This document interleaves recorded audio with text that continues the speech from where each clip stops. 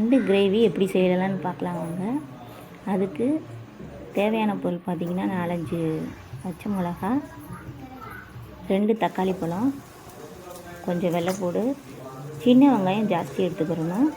ஒரு 2 கை சின்ன வெங்காயம் எடுத்துக்கலாம். இப்போ பேனில் கொஞ்சம் எண்ணெய் ஊற்றிட்டு சூடானதும் கடுகு, உளுந்து, சீரகம், பெருங்காயத்தூள், கருவேப்பிலை, 4-5 பச்சை மிளகா சேர்த்துக்கலாம். இப்போ வெங்காயத்தையும் வெள்ளைப்பூடையும் சேர்த்து நல்லா வதக்கி விட்டுக்கலாம். சின்ன வெங்காயம் நிறையா போட்டால் தான் நண்டு கிரேவிக்கு டேஸ்ட்டாக இருக்கும், நிறையா கிரேவி கொடுக்கும். இப்போ தேவையான அளவு உப்பு சேர்த்துக்கலாம். உப்பு சேர்த்து நல்லா கலந்து விட்டுக்கலாம்.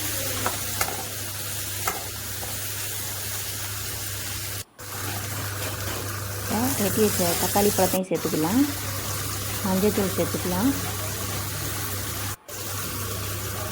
மல்லித்தூள் சேர்த்துக்கலாம். மிளகாய் தூள் சேர்த்துக்கலாம்.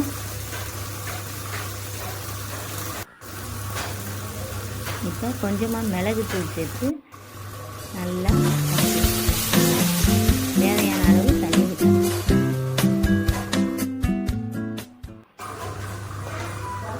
தண்ணி ஃபுல்லாக இருக்கணும், அந்த பேன் ஃபுல்லாக இருக்கணும் தண்ணி, அப்போ தான் நண்டு வேகும். இப்போ நண்டை எடுத்து போட்டுக்கலாம்.